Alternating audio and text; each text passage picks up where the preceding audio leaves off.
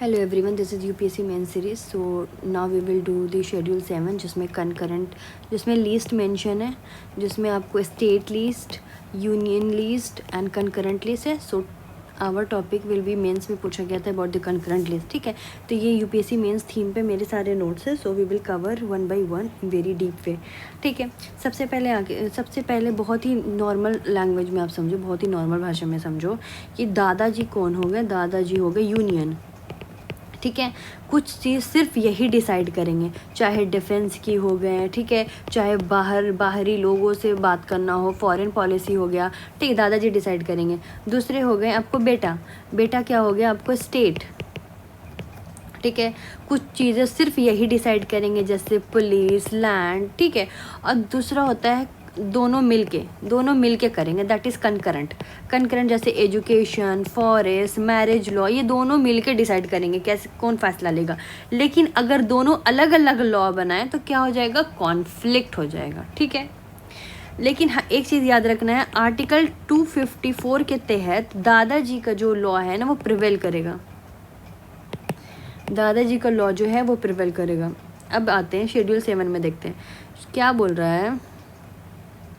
Schedule 7 की बात करते हैं। शेड्यूल 7 में आपको कितने लिस्ट होते हैं, आपको 3 लिस्ट होते हैं। यूनियन में कितना आता है, दादाजी के पास कितना है, यूनियन 97 सब्जेक्ट इनके अंडर में आता है। सिर्फ है ये, सिर्फ पार्लियामेंट बना सकती है, जैसे डिफेंस हो गया, फॉरेन हो गया, पॉलिसी हो गई, बैंकिंग हो गया, रेलवे हो गया। ठीक है, उसी तरह जो बेटा हो गए हैं स्टेट, उनके पास टोटल कितनी लिस्ट, कितना सब्जेक्ट है, 61 सब्जेक्ट पे ये कानून बना सकते हैं। ठीक है, उसी तरह से आता है कनकरेंट, मतलब दोनों मिलके कितने सब्जेक्ट पे बनाएंगे, 52 सब्जेक्ट पे। ठीक है, चाहे एजुकेशन हो गया, फॉरेस्ट हो गया, मैरिज हो गया, एडॉप्शन हो गया, क्रिमिनल लॉ हो गया एंड लेबर हो गया। ये आपने देख लिया, हमने बेसिक चीज़ें कर ली। ठीक है, जब स्टेट लिस्ट का जो बात मैंने बताया,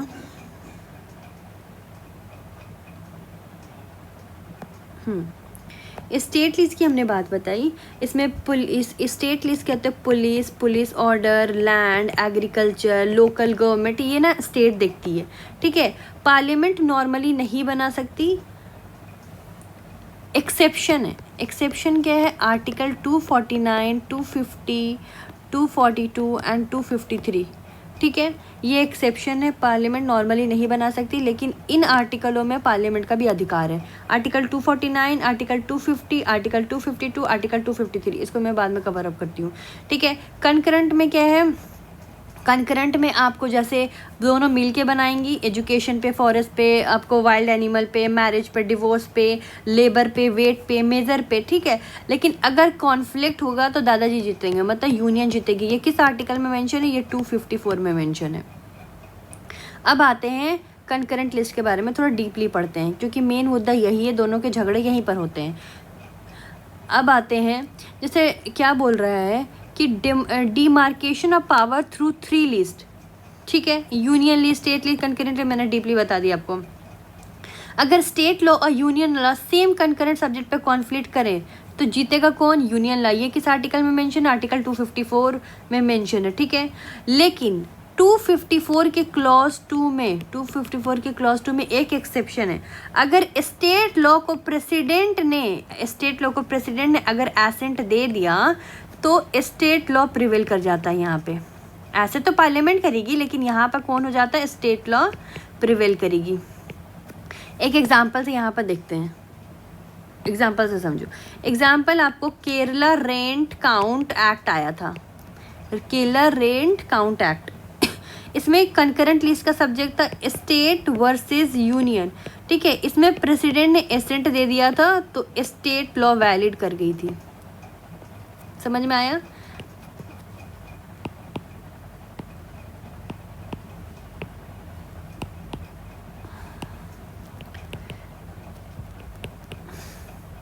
Kerala rent control act.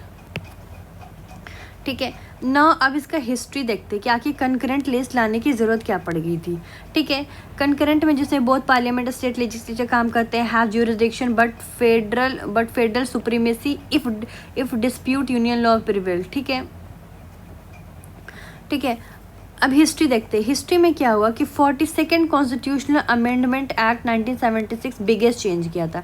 Indira Gandhi ने इमरजेंसी लाई थी 75 से 77, ठीक है, के दौरान 5 सब्जेक्ट स्टेट लिस्ट से कंकरेंट लिस्ट में चली गई थी, ठीक है। वह सबसे पहले कौन कौन सा था? सबसे पहले क्या था आपको? एजुकेशन, ठीक है, फॉरेस्ट, वाइल्ड एनिमल, फॉरेस्ट की एंट्री किस में करा गई थी? 17A में। वाइल्ड एनिमल और बर्ड्स की किस में करा गई थी? 17B में। वेट एंड मेजर किस में कराया गया था? एंट्री 33 में। और एडमिनिस्ट्रेशन ऑफ जस्टिस किस में कराया गया था? जस्टिस एडमिनिस्ट्रेशन में, ठीक है। इमरजेंसी में इंदिरा गांधी चाहती थी कि सेंट्रलाइजेशन हो और जो स्टेट की पावर है ना वो कम हो जाए, ठीक है।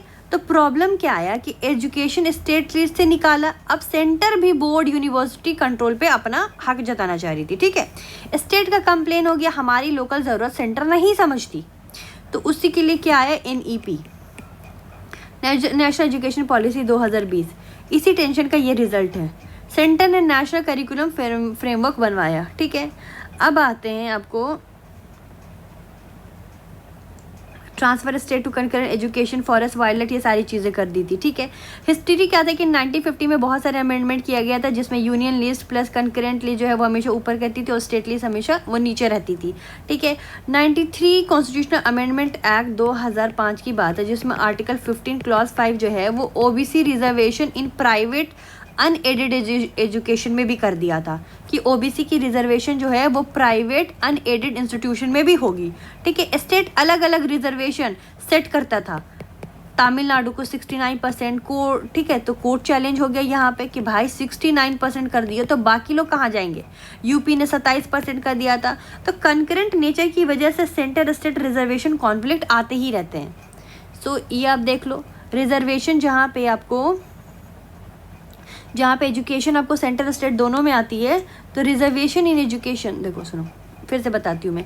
एजुकेशन, मान लो एजुकेशन की बात है, तो रिजर्वेशन जो एजुकेशन में होगा that's come under the concurrent subject, तो इसमें स्टेट भी घुसेगी। तो स्टेट क्या कर देती है? स्टेट क्या करती है? तमिलनाडु में इतनी रिजर्वेशन, यूपी में 69, यूपी में 27% रिजर्वेशन, तो ऐसे ऐसे करके स्टेट ने अलग अलग रिजर्वेशन बना देती है। और सेंटर ने क्या किया कि 93rd कॉन्स्टिट्यूशन अमेंडमेंट एक्ट 2005 में लाके आर्टिकल 15 क्लॉज 5 में क्या कर दिया कि OBC reservation in private अनएड institution में भी किया। तो कॉन्फ्लिक्ट होता रहता है अलग अलग कानून बनाने पर। अब क्या आया? PV नरसिम्हा राव है, PV नरसिम्हा राव है, ठीक है। उन्होंने कहा कि इकोनॉमिक लिबरलाइजेशन के बाद फॉरेस्ट लॉ, इन्होंने कहा कि नरसिम्हा राव ने कहा कि forest law, environment regulation concurrently subject पे सेंटर स्टेट टेंशन बढ़ाती है, ठीक है। जैसे फॉरेस्ट एंट्री आपको 17A में है, ठीक है, कंकरेंट में आई कब? 42nd अमेंडमेंट के बाद आया। पहले स्टेट फ्रीली फॉरेस्ट को इंडस्ट्री के लिए दे सकता था, अब सेंटर का फॉरेस्ट कंजर्वेशन आ गया, अब मतलब सेंटर का रोल आ गया फॉरेस्ट कंजर्वेशन एक्ट में, तो स्टेट को ओवरराइड करता है। फॉरेस्ट कंजर्वेशन एक्ट 1980 स्टेट को ओवरराइड कर देता है। आदिवासी ट्राइबल राइट कॉन्फ्लिक्ट शुरू हो जाता है। झारखंड, छत्तीसगढ़ में स्टेट कहता है कि सेंट्रल हमारे ट्राइबल इकोनॉमी डिस्ट्रॉय कर रही है, ठीक है। फिर आया क्या? Forest right act 2006, concurrent nature का उसे,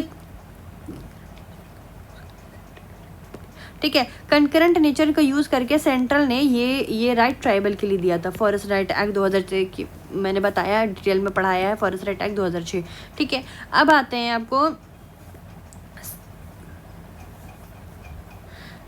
आपको सेंटर इंक्रोचमेंट।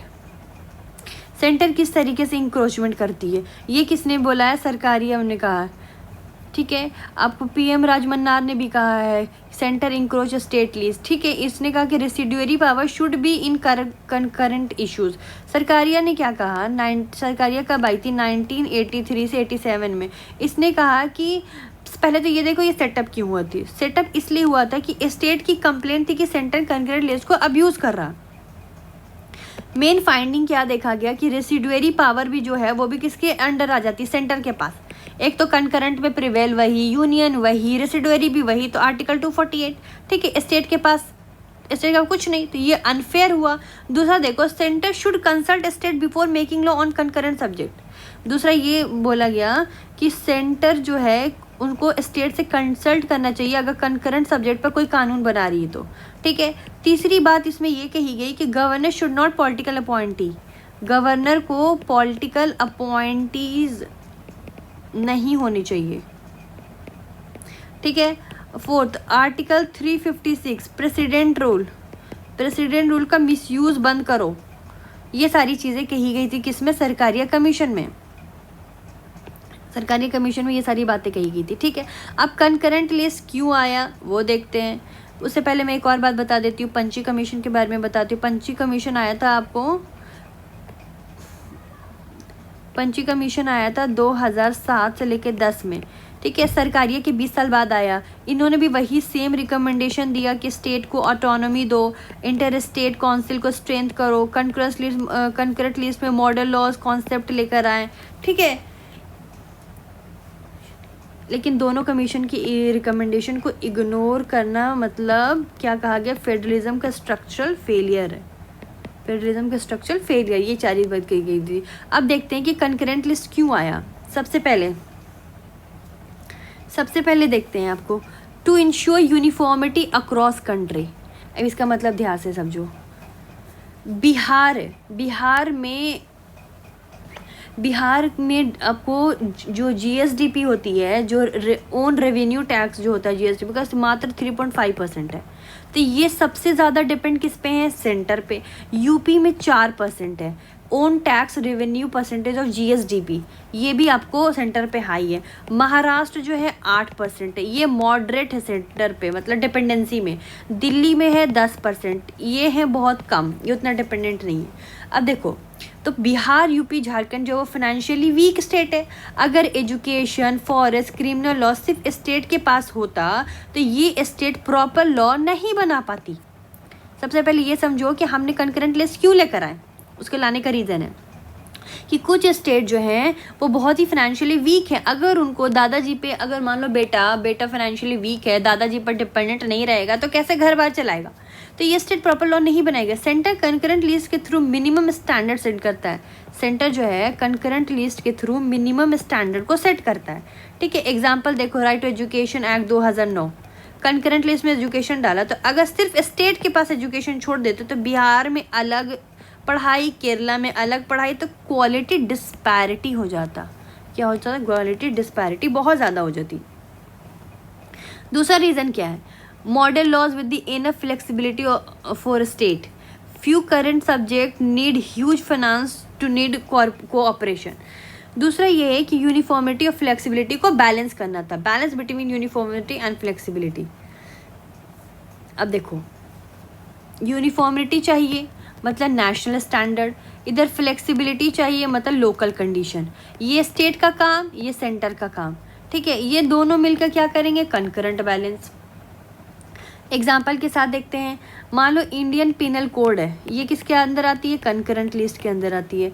सेंटर ने BNS 2023 बनाया, भारतीय न्याय संहिता, ठीक है। स्टेट भी क्रिमिनल अमेंडमेंट कर सकता है। इसमें क्या आया कि स्टेट भी अब क्रिमिनल अमेंडमेंट कर सकता है। एक एग्जांपल आया UP gangster act, Maharashtra control of organisation criminal act. फिर से बताती हूँ, UP gangster act and Maharashtra control of organisation act. State specific law on concurrent subject, state का स्पेसिफिक लॉ कंकरेंट सब्जेक्ट में। एग्जाम्पल के साथ मैं थोड़ा सा क्लियर करती हूँ। मान लो सेंटर है, फॉरेस्ट कंजर्वेशन एक्ट लेकर आई, ये नेशनल यूनिफॉर्मिटी हो गई। स्टेट क्या किया, अलग अलग स्टेट फॉरेस्ट रूल बनाया, ये लोकल फ्लेक्सिबिलिटी हुई। ट्राइबल कम्युनिटीज़, गोंडी, संथाली, भील, अलग अलग फॉरेस्ट रिलेशनशिप, तो स्टेट फ्लेक्सिबिलिटी ज़रूरी थी। अलग अलग फॉरेस्ट की रिलेशनशिप है ये सारे ट्राइबल कम्युनिटीज़ की, तो स्टेट फ्लेक्सिबिलिटी ज़रूरी थी, मिल के काम करना था, ठीक है। यूनिफॉर्मिटी अक्रॉस कंट्रीज, ये मैंने पहले आपको बता दिया। Few current need huge finance, ये मैंने बिहार वाला एग्जांपल दे दिया। यूनिफॉर्मिटी अक्रॉस कंट्रीज, इसमें देखो, मान लो एग्जांपल लेके चलो, मैरिज एंड अडॉप्टेशन, ठीक है। कंकरेंट लिस्ट में इंडिया में अलग अलग पर्सनल लॉज है, यूसीसी डिबेट इसीलिए चलती है। Hindu marriage act 1955, Muslim personal law still not codified nationally, not codified nationally. Special marriage act 1954 secular marriage है। स्टेट के ट्राइबल कस्टमरी लॉ, स्टेट का ट्राइबल कस्टमरी लॉ अलग है। कंकरेंट सब्जेक्ट पे है, कॉन्फ्लिक्ट होता रहता है। अब एक कुछ एंगल देखते हैं मैरिज लॉ पे, ठीक है। Prohibition of child marriage act 2006 आया, ये भी किस में आता है, कंकरेंट सब्जेक्ट में। राजस्थान मध्य प्रदेश में अखा तीज पे मास चाइल्ड मैरिज होता है, अखा तीज पे मास चाइल्ड मैरिज होता है। स्टेट गवर्नमेंट की इनएक्शन मतलब कंकरेंट लॉ का स्टेट लेवल फेलियर। अगर स्टेट गवर्नमेंट इन एक्शन रहेगी, कोई एक्शन नहीं लेगी, तो कंकरेंट लेकर होगा, फेल हो जाएगा। तो UNICEF का डाटा देखा गया कि इंडिया में 27% लड़कियों की शादी 18 साल से कम हो जाती है, ठीक है। और UCC आर्टिकल 44 DPSP में आता है। तो कंकरेंट लिस्ट में मैरिज लॉ, तो कंकरेंट लिस्ट में मैरिज लॉ पे मतलब कंकरेंट लिस्ट में मैरिज लॉ है, ठीक है, देख लिया। तो UCC जो है सेंटर बना सकती है इस चीज़ को। और स्टेट जो है वो रजिस्ट कर रहा है, क्योंकि उत्तराखंड ने 2024 में UCC इम्प्लीमेंट किया है, ये पहला स्टेट है, बाकी स्टेट है। अब मैं फिर से समझाती हूँ आपको अच्छे से, सुनो मेरी बात। कंकरेंट लिस्ट क्यों आए? एक तो बहुत सारे जो गरीब है उनको दादाजी पे डिपेंडेंट होने का फाइनेंशियली, अगर उन पे सिर्फ छोड़ दिया जाएगा तो वो इस चीज़ पर काम नहीं कर सकेंगे। दूसरा है model law with enough flexibility for state. अगर एक स्टेट फ्लेक्सिबल हो और दूसरा स्टेट आपको थोड़ा नेशनल स्टैंडर्ड दे, तो उस चीज़ का एक सही ऑर्गेनाइजेशन काम करती है मिलके। और यूनिफॉर्मिटी अक्रॉस कंट्री, अगर एजुकेशन में केरला अलग बना रही है, बिहार अलग बना रहा है, ये अलग बना रहा है, वो अलग बना रहा है एजुकेशन पे, ये चाहे मैरिज लॉ पे, तो पूरे देश में ना डिस्पैरिटी बहुत ज़्यादा हो जाएगी। उसी तरीके से मैरिज लॉ का भी एक एग्जाम्पल है कि मैरिज लॉ बहुत ज़्यादा होता है, ठीक है। स्टेट अगर इनएक्टिव रहेगी तो कहीं ना कहीं आपको ये जो कंकरेंट लिस्ट का जो स्टेट लेवल है ना, ये फेलियर हो जाएगा। इसीलिए सेंटर इस चीज़ में आती है, अगर कभी चाहें तो UCC वो ला सकती है सेंटर इसके तहत घुस के। और एक और रीज़न क्या है ये क्यों आया,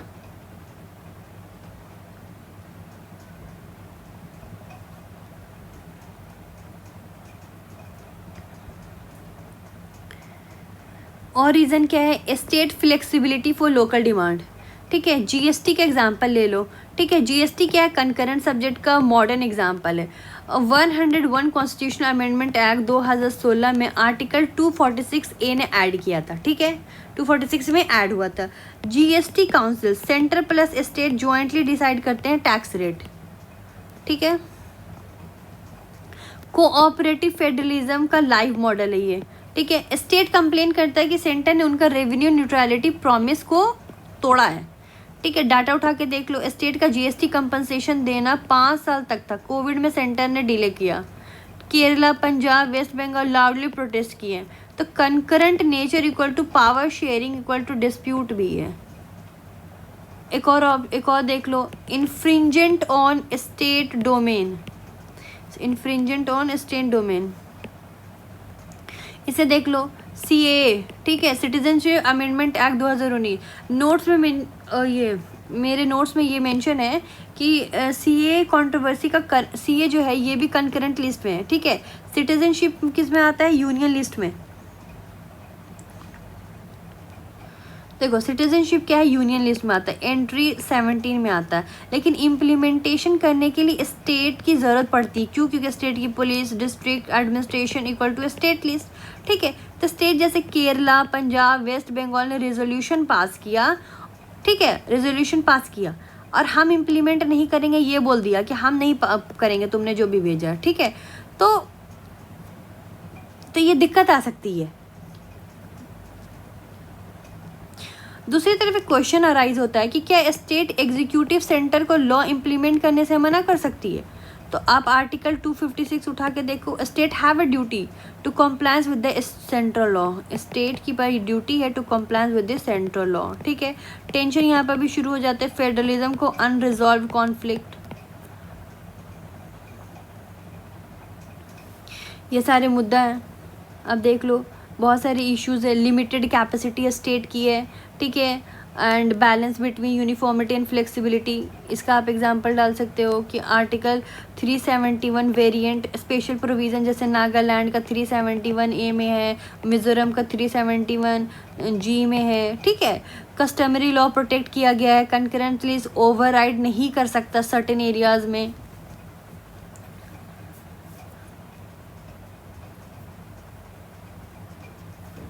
नागालैंड का कस्टमरी लॉ जो है वो नेशनल लॉ से बड़ा है इन सर्टेन मैटर, ठीक है। Uniformity reduce state flexibility to the local demand, ठीक है। यूनिफॉर्मिटी इश्यूज है। मंडल कमीशन 1980 में उसने ओबीसी रिजर्वेशन लेकर आया है, जिसमें 27% उसे रिजर्वेशन, सेंटर ने 27% रिजर्वेशन दे दिया, ठीक है। तो स्टेट के पास अलग अलग परसेंटेज, तमिलनाडु 69%, इंदिरा स्वामी केस 1992 50% कैप। स्टेट इस चीज़ को चैलेंज करती है। ये सारी प्रॉब्लम है। अब इसका सोल्यूशन देखते हैं हम। सॉल्यूशन यही है कि आप इंटर स्टेट काउंसिल को स्ट्रेंथन करो। मैंने ऑलरेडी इस चीज़ को कवर कर दिया है, ठीक है। ये आर्टिकल 263 में मेंशन है, ठीक है। ये 2016 के बाद और ज़्यादा एक्टिव हो गया। सरकारिया कमीशन ने कहा था it should be meet quarterly मिलना चाहिए। ऑटोनॉमी टू स्टेट को ऑटोनॉमी दो, ये 15 फाइनेंस कमीशन की रिकमेंडेशन थी। स्टेट ने 41% ऑफ डिविजिबल पुल, ठीक है। स्टेट को 41% ऑफ डिविजिबल पुल मिलनी चाहिए, ठीक है। आप फिनेंशियली स्ट्रॉन्ग करें स्टेट को ताकि वो बेटर कंकरेंट लॉ इम्प्लीमेंट कर सके। ये सारी चीज़ लेकर आ सकते हैं आप। रिविस्ड 7th शेड्यूल, इसमें आप मेंशन कर सकते हो आप इनके सिंह कमेटी 15 फाइनेंस कमीशन की रिकमेंडेशन थी कि 7th शेड्यूल रिव्यू करो। 1950 से मोस्टली अनचेंज्ड है। New age subject like cyber security, artificial intelligence, space, ये कहाँ जाएगा भाई, ठीक है। Cyber security union list, currently cyber को कहाँ डाला, यूनियन लिस्ट में एंट्री किया गया है 31 में पोस्ट एंड टेलीग्राफ के थ्रू, ठीक है, जो कि इंटरप्रेट होता है, इनएडिक्यूट है, ठीक है। ये सारी चीज़ें हैं।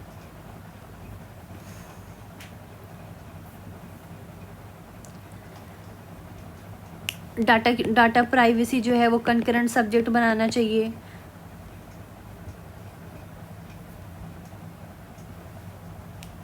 रिफॉर्म 7th शेड्यूल में रिफॉर्म लेकर आओ। इनके सिंह प्लस पंची कमीशन, एजुकेशन को वापस स्टेट लिस्ट में डालो। 42nd अमेंडमेंट को रिवाइज करो, ठीक है, या एटलीस्ट स्टेट की तो कंसेंट मैंडेटरी करो।